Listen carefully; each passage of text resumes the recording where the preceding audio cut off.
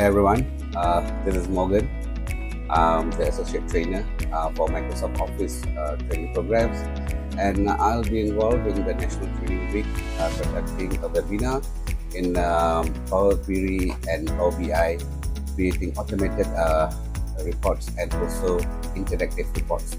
Alright, so during the webinar, I'll be showing you the insight of how a Power Query and Power BI works, what are the advantages, and what are the tools that is available that will definitely reduce the amount taken to complete a report.